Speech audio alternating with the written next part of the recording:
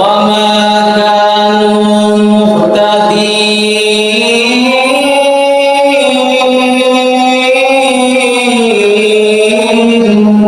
আল্লাহ নবীকে সাহাবাকে বলেন ইয়া রাসূলুল্লাহ ইয়া হাবিবাল্লাহ আল্লাহ নবী গো অন্তরের মরিচিকা দূর করার উপায় কি হতে পারে আল্লাহ নবী ডাক দিয়ে বলেন সাহাবীরা রে অন্তরের মরিচিকা অন্তরের গুনাহ মতো ময়লাটা দূর করার মতো দুইটা জিনিস হতে পারে এর মধ্যে একটা হলো বেশি বেশি করে মরণকে স্মরণ করা মরণকে যদি বেশি বেশি করে স্মরণ করা হয় তাহলে অন্তরের ময়লা দূর হয়ে যায় দুই নাম্বার হলো বেশি বেশি করে কোরআন তেলাওয়াত করা বেশি বেশি করে কোরআন তেলাওয়াত শ্রবণ করা প্রকৃতপক্ষে মুমিন যারা মুসলমান যারা তারা কোনোদিন গানের অনুষ্ঠান দেখতে পারে না প্রকৃতপক্ষে মুমিন যারা তারা কোনোদিন গান শুনতে পারে না আজকে দেখা গেছে ইহুদি খ্রিস্টানদের কালচার মুসলমানদের মধ্যে ঢুকে পড়েছে মুসলমানরা এখন গানের অনুষ্ঠান করে অথচ কথা ছিল মুসলমানরা কোরআনের অনুষ্ঠান করে মুসলমানরা কোরআনের মাহফিল করে কিন্তু তার বিপরীত হয়ে মুসলমানরা এখন গানের অনুষ্ঠান করে গানের অনুষ্ঠান মানে মুসলমানের সন্তানের চাঁদা দেয় এজন্য আল্লাহ পাক এক আয়াতে বলেন যারা নাকি এইভাবে পথভ্রষ্টতার দিকে অর্থাৎ গুমরাহির পথে যারা তাদের টাকা দিয়ে গুমরাহির পথটাকে যারা কিনে যারা ক্রয় করে আল্লাহ বলেন তাদের টাকা দিয়া কোনো কিছু করতে পারবে না বরঞ্চ পথভ্রষ্টতার রাস্তাকে তারা ক্রয় করে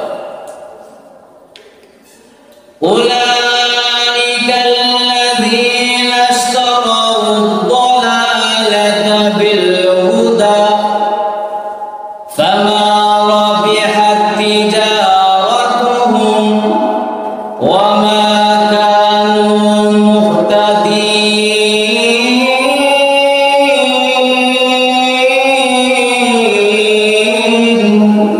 আল্লাহ বলেন ওয়া মা কানু মুহতাদিন তারা টাকা দিয়া এই পথভ্রষ্টতার রাস্তায় তারা চলে যা হতো কয়েক মাস আগে দেখা গেছে মুসলমানদের সন্তানরা বড় এক অনুষ্ঠানে 100 ভাগের মধ্যে 99 ভাগ মুসলমান তারা সেখানে মনগন্তিকা তারা একদিনের জন্য লক্ষ লক্ষ টাকা তারা খরচ করছে লক্ষ লক্ষ টাকা খরচ করে এক গানের আয়োজন করছে বিশাল বড় আয়োজন এই আয়োজন তারা করেছে অথচ এই আয়োজন করেছে সকলেই হলো মুসলমানদের সন্তান কিন্তু মুসলমানদের সন্তানেরা একটা দিনের জন্য তারা ইংল্যান্ড থেকে ওমান থেকে বিভিন্ন জায়গা থেকে শুধু একটা দিনের জন্য তারা এইভাবে অনুষ্ঠান সাজাইছে এই অনুষ্ঠানের মধ্যে আমি দেখলাম আমার নিজের চোখে দেখা অনুষ্ঠানের মধ্যে দেখলাম যে এত সংখ্যক যুবক এবং যুবতীরা সকাল থেকে নিয়ে একদম সন্ধ্যা পর্যন্ত একদম রাস্তাঘাট সব বড় যাওয়ার মতো কোনো রাস্তা নাই অথচ আমি দেখলাম লক্ষ্য করিয়া যে একবার মনে হয় যে হিন্দুরা মনে হয় কিন্তু বাকি 99 ভাগের মুসলমান সন্তান এবার চিন্তা করেন মুসলমানরা কোথায় যাচ্ছে মুসলমানদের অধঃপতন হবে না কেন তো এই ঘটনা হওয়ার পরে সারাদিন তারা গান করেছে গান বাজানোর পরে ওই গান অনুষ্ঠানের হেড ছিল তিনি চেয়ারম্যানের ছেলে ছিল পরের দিন সকালবেলা রুট অ্যাক্সিডেন্ট করে সে মারা গেছে এবার চিন্তা করেন তার মনটা কেমন হয়েছে তার মন এই যে আয়োজনটা সেটা করলো তো তার মনের উপরে মানুষ বলতেছিল কিন্তু মানুষ বলে আলহামদুলিল্লাহ অথচ সে মুসলমানের সন্তান কারণ মুসলমান যখন মারা যায় তখন ইন্দ্রাইল্লাহ বলার কথা কিন্তু মানুষ বর্তমানে দেখবেন অনেক লোক মারা যায় মানুষ ইন্দ্রাইল্লাহ বলার কথা কিন্তু এটা না বলে মানুষ বিপরীতটা বলে আলহামদুলিল্লাহ এতে বোঝা যায় তার আচরণে তার ব্যবহারে মানুষ মানে তার প্রতি অসন্তুষ্ট এই জন্য মানুষ আলহামদুলিল্লাহ এই লোকটা যে মারা গেছে আমার সাথে শান্তি জানানো হয়েছে যা গান করা গান গাওয়া এগুলো সম্পূর্ণ হইল খারাপ গানের অনুষ্ঠানে যাওয়া সম্পূর্ণ খারাপ এই জন্য তেলাওয়াত আয়াত আল্লাহ কেন নাযিল করলেন? তেলাওয়াতকৃত আয়াত আল্লাহ নাযিল করার পিছনে কারণ হইল, বিশেষ করে তাফসীরে কিতাব উল্লেখ করেন, মক্কার কুরাইশ ব্যবসায়ী যার নাম হলো নজর ইবনে হারেস, ওই কুরাইশ মুশরিক কুরাইশ ব্যবসায়ী নজর ইবনে হারেস সে যখন দেখলো যে মানুষেরা দলে দলে মুহাম্মদ সাল্লাল্লাহু আলাইহি ওয়াসাল্লামের কোরআন শোনার জন্য মানুষ নবীর দিকে দাবিত হচ্ছে,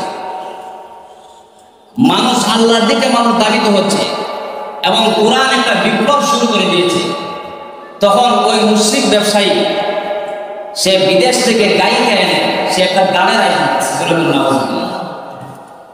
এই গানের আয়োজন করে সে সাধারণ মুসলমানদেরকে বলা শুরু করছে যে তোমরা মুহাম্মদের তেলাওয়াত, মুহাম্মদের কথা শোনার জন্য তোমরা আসবে না। মুহাম্মদ তোমাদেরকে নামাজের কথা বলে, মুহাম্মদ তোমাদেরকে রোজার কথা বলে, মুহাম্মদ তোমাদেরকে আমলের কথা বলে। সুতরাং আমল করাটা তোমাদের জন্য কষ্টকর হয়ে যায়, কষ্ট হয়ে যায়। সুতরাং তোমরা যদি আমার গানের অনুষ্ঠানে যদি তোমরা আসো, তাহলে তোমরা নামাজ পড়তে হবে না, তোমাদের রোজা লাগবে না, তোমাদের হজ যাইতে হবে না, তোমাদের আমল আখলাক কোনো কিছু লাগবে না, তোমরা শুধু আনন্দ উল্লাস করবে। যেরকম নাউজুবিল্লাহ আজও দেখবেন বর্তমানে পীরের নাম দিয়া, বিভিন্ন মাজারের নাম দিয়া, বিভিন্ন বাবা সেজে তারাও কিন্তু বলে যে আমাদের দরবারে যদি আসো নামাজ লাগবে না, রোজা লাগবে না, এই আমল আখলাক এগুলো কোনো কিছু লাগবে না, তোমরা শুধু আমাদের কাছে মুরিদ হোক, আর বাকি কবর হাসন নাসর এগুলো কিভাবে পাড়ি দিয়ে দিতে হয় এটা আমি দেখে নেই।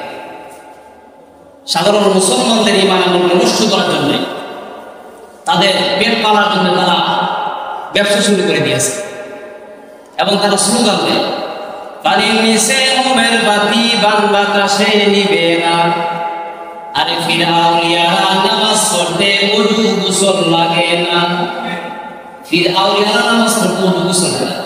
তাহলে এই যে মিস্টার ইবলিস, এতে কোনো সন্দেহ নাই। যা মক্কার কুরাইশ ব্যবসায়ী, মুশরিক ব্যবসায়ী, সে যখন এই আলোচনা তখন করলো যে তোমরা মুহাম্মদের নিকট তোমরা যাইবে না, আল্লাহ রাব্বুল আলামিন তখন কোরআন শরীফের আমার তেলাওয়াতকৃত আয়াত আল্লাহ নাযিল করে জানালেন, হে রাসূল, মানুষদের মধ্যে কত লোক আছে যারা নাকি মানুষদেরকে আল্লাহ এবং তার রাসূল থেকে দূরে সরানোর জন্য, মানুষদেরকে অনর্থক কথাবার্তা দিয়া, মানুষদেরকে আখিরাত থেকে মানুষদেরকে দূরে সরানোর জন্য যারা এই সমস্ত আয়োজন করে, আল্লাহ আয়াতের শেষ অংশ বলেন তাদের জন্য রয়েছে অপমানজনক শাস্তি। উলাইকা লাহুম আযাবুন মুহিন।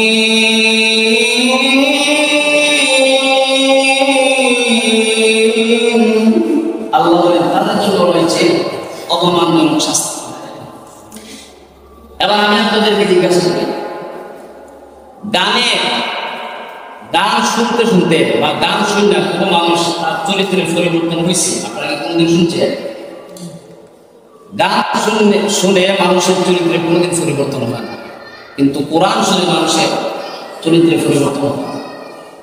মনে করেন আমরা শুনে সময় একটা গান শুনতাম, গানের গান, আপনারা শুনছেন কিনা জানি না, রাস্তাঘাটে দেখো আকার ধারণ করেছে। ওই গানটা বর্তমানে মস্তিষ্ক শেষ, কিন্তু আল্লাহর কোরআন আজ থেকে প্রায় ১,৫০০ বছর আগে নাযিল হয়েছিল। তার তেলাওয়াতের যে মাধুর্য আগেও ছিল, এখনো আছে, এবং কিয়ামত পর্যন্ত আল্লাহ কোরআনের তেলাওয়াতের বদ্ধ, কোরআনের তেলাওয়াতের যে মাধুর্য এটা কিয়ামত পর্যন্ত থাকবে। যেরকম সুবহানাল্লাহ। তাহলে গান মানুষের কলম নষ্ট করে, অন্তরকে নষ্ট করে দেয়। আজ পর্যন্ত কোনো লোক এই কথা বলছে না যেহেতু সূরা ফাতিহা শুনতে শুনতে এটা বেমজা লাগে, এটা বদলায়। কেউ কি বলছে না? কোন লোক এই কথা বলছে না যে সূরা ফাতিহা আসল নামাজে পড়তে আছে, এটা আমি তো শুনবো, এটা আমি পরিবর্তন করে আর অন্য কিছু একটা শুরু করে, এমন কথা কোনো লোক আজ পর্যন্ত করে নাই। কারণ কোরআনের সম্মান এবং কোরআনের মাধুর্য যা আল্লাহ পাক দিয়েছে। আপনি এই মসজিদে শুনতেছেন এক রকমের তেলাওয়াত, আপনার সামনে যেন আরেক মসজিদে যাইবেন, গিয়ে দেখবেন ওই ইমাম সাহেব সূরা ফাতিহা পড়তেছে, কিন্তু তার তেলাওয়াতের বিন্দুটা আরেক রকম একটা মাধুর্য। আপনি ঢাকা যান বাইতুল মুকাররম, গিয়ে দেখবেন সেখানে ইমাম সূরাতুল ফাতিহা পড়তেছে। আপনি মদিনা যান, সেখানেও দেখবেন ইমাম সাহেব সূরাতুল ফাতিহা পড়তেছে। আর মক্কা যান সেখানে ইমামত করেন। আলহামদুলিল্লাহি রাব্বিল আলামিন।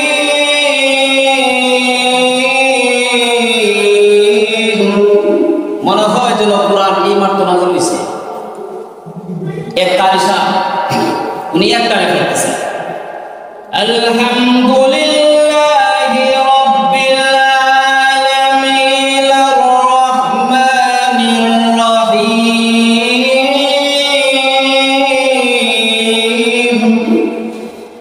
মালিকি ইয়াউমিদ্দিন ইয়্যাকা না'বুদু ওয়া ইয়্যাকা নাস্তাঈন।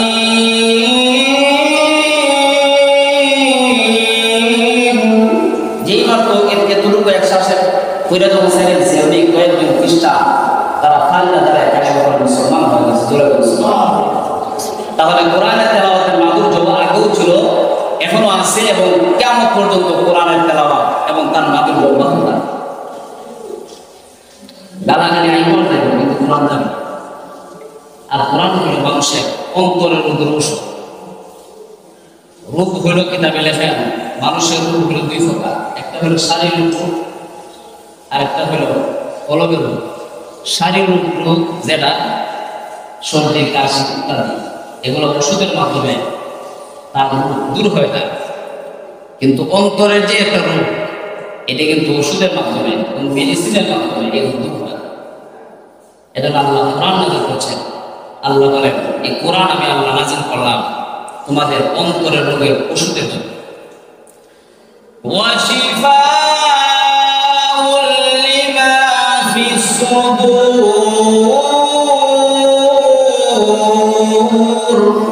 আল্লাহ বলেন মানুষের অন্তরের রোগের শিফা এটা। আল্লাহ নবী রাহমাতুল লিল আলামিন বলেন লোহার মধ্যে যদি পানি লেগে যায় ওই লোহার মধ্যে মরিচিকা পড়ে যায়, লোহার মধ্যে জং ধরে যায়।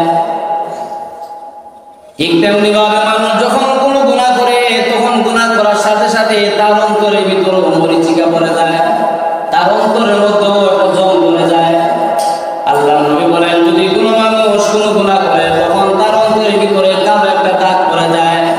এইভাবে সে যখন একাধিক গুনাহ করতে থাকে তখন তার অন্তরটার ভিতরে একদম কালো হয়ে যায়। তার অন্তরটা এক পর্যায়ে তার অন্তরের মধ্যে একদম মরিচিকা পড়ে যায়, একদম অন্ধকার হয়ে যায়। আল্লাহ নবীকে সাহাবায়ে কেরাম বলেন ইয়া রাসূলুল্লাহ ইয়া হাবিবাল্লাহ, আল্লাহ নবী গো অন্তরের মরিচিকা দূর করার উপায় কি হতে পারে? আল্লাহ নবী ডাক দিয়ে বলেন সাহাবীরা রে অন্তরের মরিচিকা অন্তরের গুনার মতো ময়লাটা দূর করার মতো দুইটা জিনিস হতে পারে। এর মধ্যে একটা হলো বেশি বেশি করে মরণকে স্মরণ করা। মরণকে যদি বেশি বেশি করে স্মরণ করা হয় তাহলে অন্তরের ময়লা দূর হয়ে যায়। দুই নাম্বার হলো বেশি বেশি করে কোরআন তেলাওয়াত করা, বেশি বেশি করে কোরআন তেলাওয়াত শ্রবণ করা। কোরআন তেলাওয়াতের মাধ্যমে দুইটা উপকার হয়, একটা হলো মানুষের ঈমানের পাওয়ার বাড়ে, আর দুই নম্বরটা হলো কোরআন তেলাওয়াতের মাধ্যমে আল্লাহ রাব্বুল আলামিন মানুষের অন্তরের কলবের সমস্ত ময়লা আল্লাহ দূর করে দেন। তাহলে কোরআন তেলাওয়াতের দ্বারা মানুষের অন্তরে যেটা নাফা ময়লাটা এটা দূর হয়। আমরা দুনিয়ার কোনো মেডিসিন দিয়া, দুনিয়ার কোনো আতর দিয়া, পবিত্র কোনো জিনিস দাও মানুষের অন্তরকে পরিষ্কার হবে। এই জন্য আমরা বলেন ওয়াইদা তুলিয়াত আলাইহিম আয়াতুহু যাদাতুহুম ঈমানা। আল্লাহ বলেন মানুষ যখন কোরআন তেলাওয়াত শুনে ঈমানদার যারা তারা যখন কোরআন তেলাওয়াত শুনে কোরআন তেলাওয়াত শোনার দ্বারা তাদের ঈমান বৃদ্ধি পায়, ঈমান বাড়ে। আরেকটা একটা বলেন আমি আল্লাহ তাদের প্রতি আমি আল্লাহ কিতাব নাযিল করেছি তারা যেন কোরআন শরীফের হক আদায় করে নেন। আল্লাযীনা আতাইনাহুমুল কিতাবা ইয়াতলুনাহু হাক্কা তিলাওয়াতি। আল্লাহ বলেন হাক্কা তিলাওয়াতি কোরআন শরীফের তেলাওয়াতের হক আদায় করতে। এবং তেলাওয়াতের হক কোরআন শরীফ যদি না করতে যদি আমরা পারি, তাহলে দেখা গেছে আমাদের নামাজ হবে না।